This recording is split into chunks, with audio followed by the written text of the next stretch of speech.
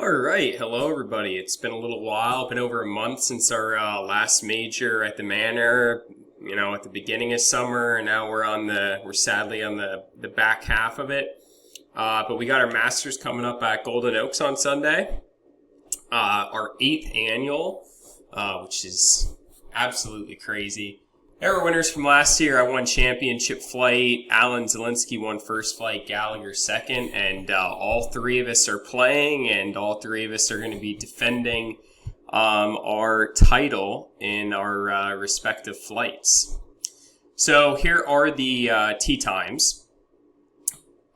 Green is the championship flight. We'll be playing the green. I don't even know. I don't remember them being different colors at Golden Oaks, but the scorecard shows that they're green. I had it up here earlier. The guys who play there more would probably know more than me about it, but when you look it up, it comes up as, I'm guessing, green. So we're going to be playing tips no matter what color they are at 71-26. The first flight, let me flip back here.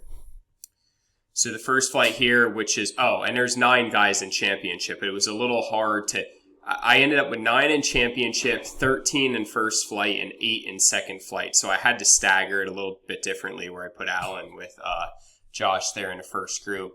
But they'll be playing the whites.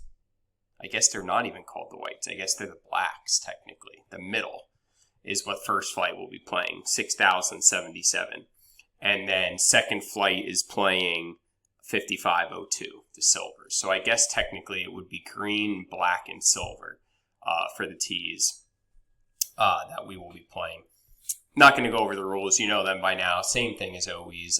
Grip length in the fairway, rake in place in the bunker. Everything's a lateral hazard. Same thing with the entry fee, $22. 10 of it's going to your purse. 10 to CTPs and skins. So there's four par threes at Golden Oaks. So they'll each be worth $25.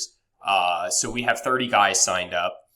So 300 will be in that pot. So if I take 100 out of that for CTPs, there'll be 200 left in the skins. I know I talked about this in my last video, but the CTPs, I'm not bringing out my markers. It's done on Scrolf. Okay, so just make sure that you look when you finish the hole, or when you're on that hole, to see who's on the CTP marker. I'll have the measuring tapes there, but I'm not actually bringing out the actual signs that we usually do. I'll get to betting in a bit. So here are our previous 7 major Masters champion, sorry. This will be the 3rd time we're playing Golden Oaks. So we played the very original there in 2017 that Kaz won. We went back in 2020 that Steve won, and then we'll be returning there for our 3rd one this year. So there's championship. You got, like I said, Kaz, Steve won the last 2 that were at Golden Oaks. I've won the last 2 at 4 over Galen, 2 over at Iron Valley. First flight. Ben won the first one at Golden Oaks. Joe won the second one. So he will be defending that today. And like I said, Joe will be defending it at Golden. Alan will just be defending, period. I didn't realize how much higher that Iron Valley was score last year compared to, it's pretty consistent that you know what you're going to have to shoot. And then 85 wins that year. I don't remember what happened with that. Although my score was 74, was a little higher too. Second flight. John Worthy and Conroy. I think that was Conroy's downtown double year. But neither of them are playing. Gallagher is defending his from Iron Valley. So let's get to it. Second flight, like I said, we have 8. They're going to go out in 2 foursomes. I made Bill Burke and Gallagher co-favorites. I felt like it's deserved. We have Bill Burke coming off of, his win at the Manor, and Gallagher coming off of his win at Iron Valley last year. And you can see Golden Oaks. Last time it was at Golden Oaks, Gallagher did come in T2 out of 12. So I would say both of those deserved co-favorites. Oh, Golden Oaks average is going to be only at a regular event. I'm not including the majors. So remember, in the regular events, we would play, the black tees at Golden Oaks, which is what the first flight's playing. So that's what you'll see any of the Golden Oaks. This is their average score in Twilight so far this year. This is how many majors they've played in, how many wins, how many top threes their average finish. So Gallagher does have the best average finish at 3.5. He also has the best average score. So 2-1. I said the only reason Bill's coming off winning the last one, so he's got the respect of the book for now. 2-1 for both of those. Eck did play very well at the last one. Obviously at the Manor, he ended up, I forget if it was a bogey or something on 18. He came in second. Let's see, Eck at Golden Oaks came in 7th and didn't play the first one.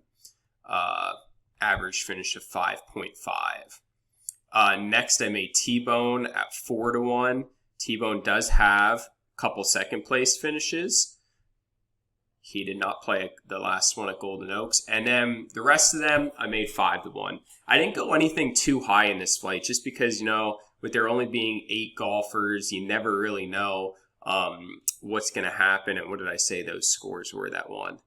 87 and 84. So probably going to have to shoot something in the mid 80s. I made both Docs. Plashko and Eli are making their major debuts. Doc's obviously played in the most in the flight. He's played in 11 of them. He did win at Pine Meadows. He has a couple top threes.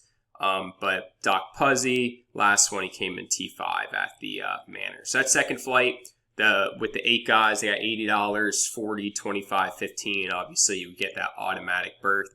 Speaking of that, for the schedule, we are off the next 2 weeks. So if I bring up my calendar here, we're playing in a better ball. Well, a couple of us. There's actually not as many teams that are usually playing that, but still taking that weekend off. And then we have the club championship at Schuylkill, the 10th and 11th. So we could have 2 possible ones remaining. It would be the 17th and the 24th. I'm not sure yet. There's a Sugarloaf event I'm waiting to hear on, so I do not have anything officially scheduled for those 2 yet. There might only be 1, there might be 2. I definitely would like to play one of them at Sugarloaf. I was thinking about Sunset for the other one, but I'm not positive yet. And with us having 2 weeks off after this, I was just going to kind of see what happens with those events. But those would be it. Nothing the 31st and 1st. I'd highly recommend you play in the Hidden Birch Challenge, which is a new event that the county's running. That's an 18-hole better ball of partners at White Birch on Saturday morning and at Hidden Valley on Sunday morning. All cash prizes, big skins game. I think that's going to be a really fun one to play in. And then the actual Ryder Cup itself is going to be on the 14th. We'll do all the drafting stuff on the 7th.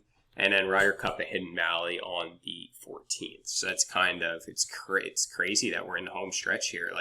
I think this is going to be our 16th of this would be our 17th of a possible 19. Man, it just feels like we were playing BMV in January a little bit ago. Time flies. First flight, I had an awesome turnout for first flight. 13 guys are in this, led by Joe at 1-1. For those who don't really follow county stuff, he played awesome in the county this weekend. I think he ended up coming top 5 or 6 in championship flight. Played fantastic, so I'm making him 1-1. T3 at the Manor. I mean, I know Joe and Billy D were our big favorites at the Manor, and they came in T3 and T6. But obviously, if you look here, Joe has an average finish of 2.1, crazy, and even Billy D an average finish of 3.5.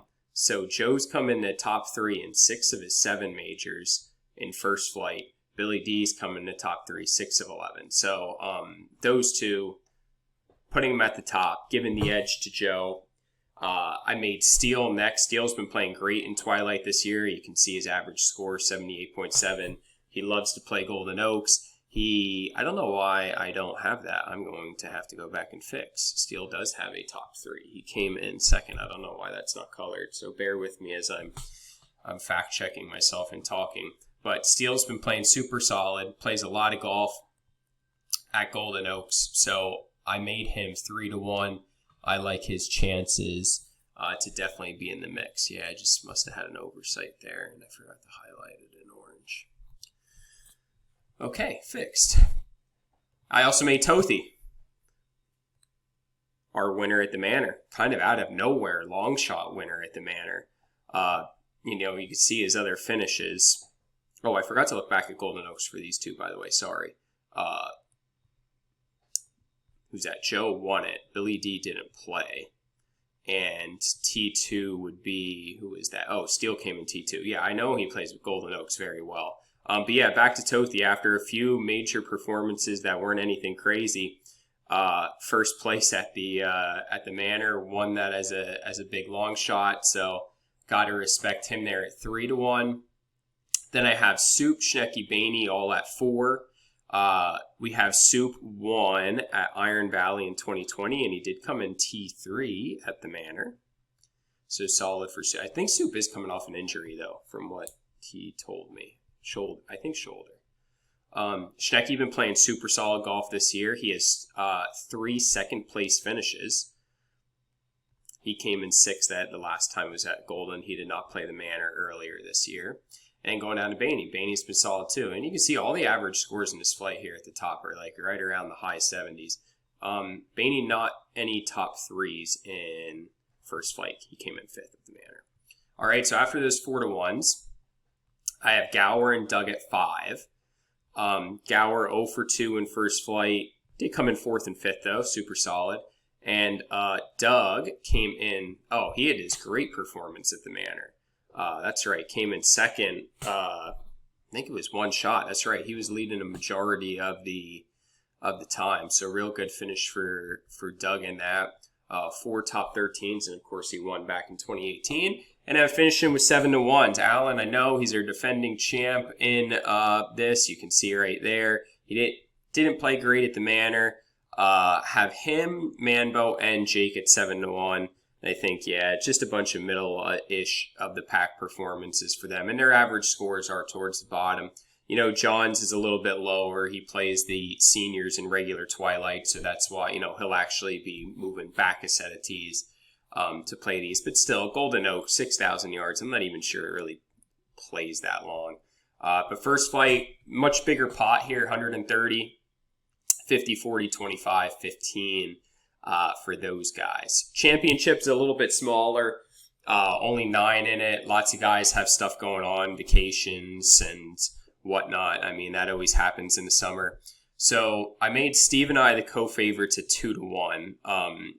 And like looking at this, it's crazy that there's really, Rod is making his debut, so he has no stats. But there's nobody else that even has a top 3 in a major outside Steve and I here. So figured it's, odds-wise, co-favorites, pretty solid. Rod's been playing great. He was a member at Golden Oaks, so I just made him slightly worse. But I would be, if I'm being honest, and I say that in the betting all the time, like, don't take offense to stuff. I'd be shocked if it didn't come from one of us 3. But that's why, Tothy's out here at, what was he, 7-1? It can happen. Foster won Fox Chase when I was still making crazy odds at 20-1. But I would say a prize, if somebody offered me, and I'm sure it's going to happen, like a Steve, me, and Rod, like trifecta box, it's going to be like minus 200. I think odds are in the favor for us to be in the top 3. Now, with that being said, going down more, Steve's top 7, top 14s, he hasn't come in the top 3 since 2022. He hasn't won since the Golden Oaks in 2020, and he came in second. Now, he just won the county last weekend. He shot 68-68. Obviously, he's playing good golf, but it has been a little while for Steve. Myself, on the other hand, have back-to-back Masters wins. where did I come at Golden Oaks? I did come in tied for second the year that Steve did win there. Generally play Golden Oaks pretty well. Yeah, you can see that by the average score. I kind of like Golden Oaks. But yeah, I've been on a good run here in majors as well.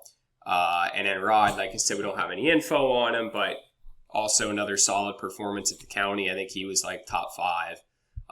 And being a member at Golden Oaks, he's, probably, not saying he's currently a member, but he was.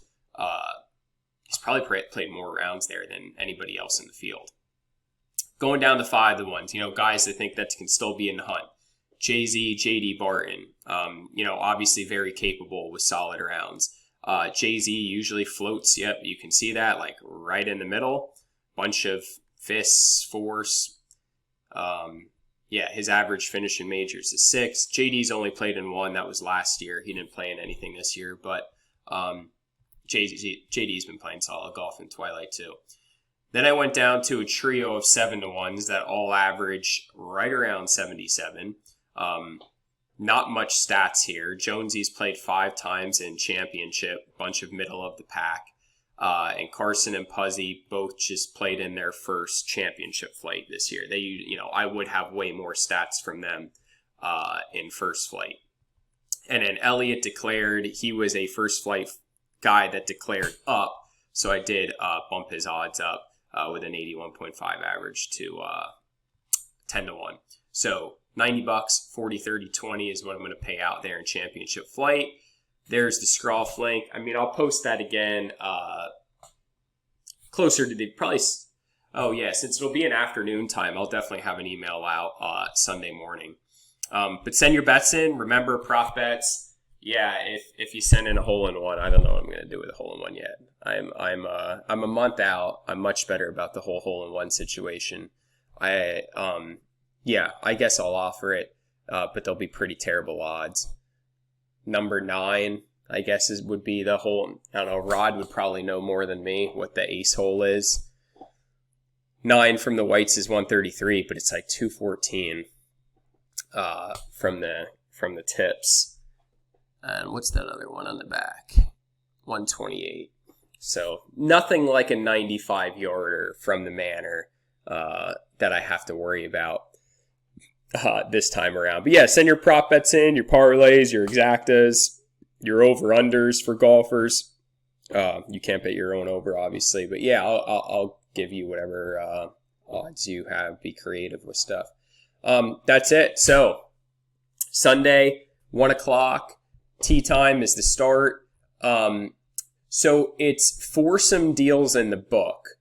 I don't know how we're going to handle the threesomes or how people are going to pay, but there is a deal in the book that's 4 for 3 that you end up paying like $47 a person. I think there is two deals as well. So I don't know. It is what it is. We can just figure it out when we get there. I would say the easiest thing is probably doing it within your foursome, but if you want to do it another way, go ahead. We'll figure it out.